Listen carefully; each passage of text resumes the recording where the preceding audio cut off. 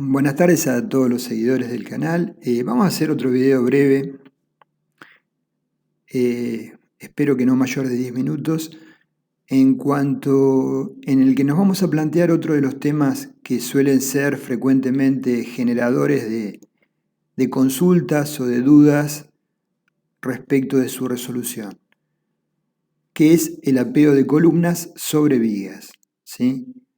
Como en el modelo del ejemplo de la izquierda, de una estructura real en donde una columna no llega al nivel de planta baja por diferentes razones, requisitos arquitectónicos, y termina apoyando sobre una viga de una rigidez adecuada y medidas adecuadas para soportar dicha carga.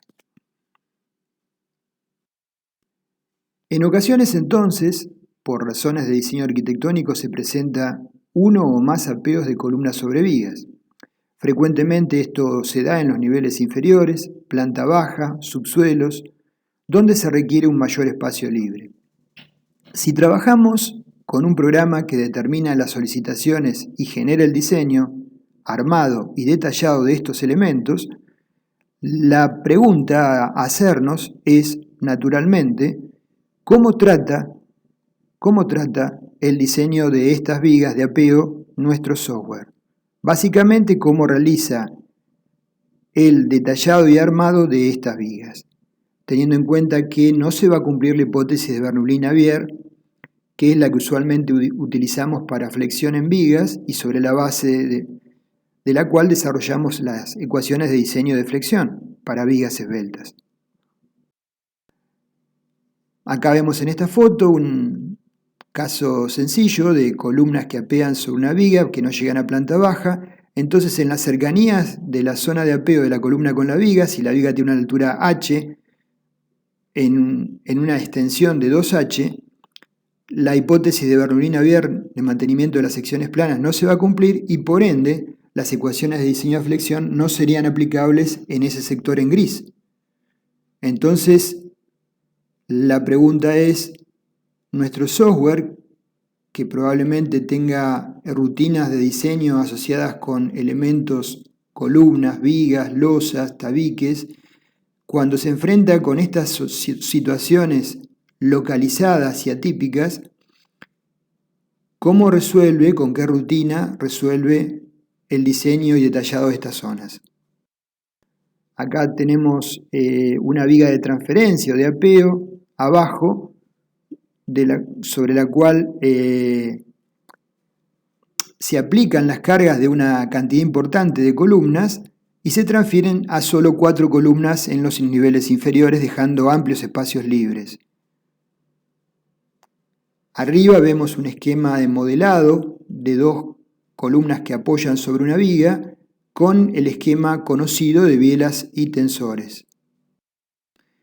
Entonces, frente a esta situación, el enfoque más adecuado sería un estudio de la zona cercana a la columna según el método de bielas y tensores tratado en diferentes códigos de diferentes países y en particular en el código ASI 318-2019 se dan prescripciones para su aplicación.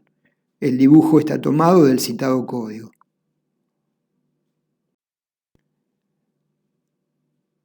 En este caso estamos mostrando ensayos desarrollados para este tipo de situaciones de grandes cargas concentradas sobre vigas, en donde adrede en el prototipo se modeló en la zona derecha sin estribos la viga y en la zona izquierda con estribos.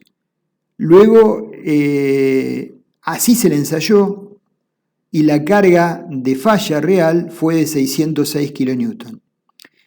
Abajo tenemos, con el modelo de bielas y tensores, el esquema que se adoptó y la falla predicha por ese modelo, ¿sí?, que fue de 586 kN según el esquema que ustedes visualizan de bielas y tensores.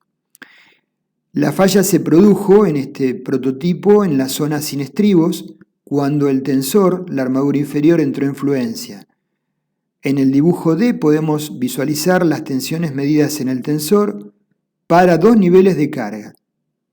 En el modelo simple de bielas y tensores se omitió la presencia de estribos, para simplificarlo. Como vemos, la solución del modelo fue conservadora en cuanto a que arrojó una capacidad de carga última algo menor a la real, pero fue bastante cercana a la capacidad de carga real. Acá, simplemente a modo de ejemplo, les comento que en nuestro libro Introducción al Cálculo de Hormigón Estructural, que hicimos con el ingeniero Hugo Donini, en la cuarta edición, año 2022, tenemos un ejemplo presentado de resolución de este tipo de estructuras, donde hay una viga de 50 centímetros de ancho por 1,50 de altura, que recibe una columna de apeo de 50 centímetros de lado, con 2.821 kN, y la resolución de la misma. Esto está presentado en nuestro libro, que consta de 2 tomos, ¿sí? Y unos, ya no recuerdo cuántos, pero por decirles algo, más de 150 ejemplos, y el detallado de esa viga a la izquierda, luego de la resolución por el método de bielas y tensores, en donde tenemos que luego generar la información para poder armar esa viga en condiciones que sea factible su hormigonado también. Acá vemos otra viga tomada de la bibliografía bajo un esquema de cargas concentradas importantes, el esquema de armado, donde surge la armadura de piel naturalmente también, y fuertes concentraciones de armadura. Acá vemos, para quienes se quieran interesar, en la carpeta del INTI CIRSOC, figuran varios ejemplos de bielas y tensores muy interesantes. Este es uno asociado con el tema que estamos tratando, una viga de estas dimensiones 1,20 por 0,35 con 2 cargas de 9,52 kN en los tercios y la resolución de la misma por el método de bielas y tensores que arroja finalmente este esquema de armado, ¿sí? Según el modelo planteado de bielas y tensores. Abajo dice ejemplos de aplicación del reglamento CIRSOC 201-2005 elaborados por la gente, los colegas que han trabajado muchísimo en el tema del INTI CIRSOC. O sea, cuando digo gente del INTI CIRSOC son usualmente ingenieros, docentes universitarios que trabajan en forma ad honorem para colaborar con el reglamento, más allá de los profesionales muy capaces que trabajan en el mismo, ¿no? Bueno, es un esquema de armado. Este es un detalle de armado de una gran viga de apeo en la Torre de Alvear, proyecto de ingeniería del estudio de ingeniería AHF, cuyo ingeniero jefe es el ingeniero Alberto Hugo Feinstein, y el detallado con esa enorme cantidad de armados porque son cargas realmente muy severas las que se transmiten. Este es otro apeo de un edificio de gran altura en una torre en Ciudad de Panamá donde 2 columnas apean sobre una viga, ¿sí? El esquema de armado de la misma en corte y en vista con una concentración de armadura muy importante porque la transmisión de cargas así lo requiere. Y este es el modelo con bielas y tensores para diseñar la viga anteriormente vista, ¿sí? Que tomaron los proyectistas.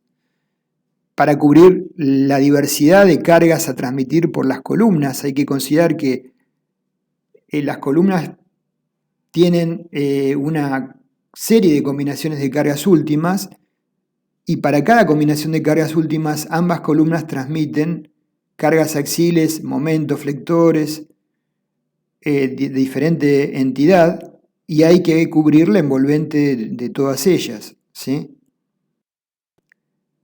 Para cerrar el video y no excedernos del tiempo previsto, recordamos que cuando diseñamos una estructura de hormigón armado, lo que habitualmente hacemos es modelamos la estructura de forma espacial, colocamos cada estado de carga y las combinaciones de los estados de carga, y hacemos entonces el análisis de los esfuerzos, momentos flectores, esfuerzos de corte, esfuerzos axiles, momentos torsores, en forma continua en toda la estructura, ¿sí? Para diseñar o verificar los elementos, ya sea como vigas, losas o columnas, habitualmente lo realizamos en forma discreta por secciones según el enfoque que vimos en vigas, en columnas, en losas, ¿sí? Basados en la hipótesis de que se cumple, en que se cumple la hipótesis de Bernoulli-Navier, ¿sí? Y sobre esa base se desarrollan las ecuaciones de diseño.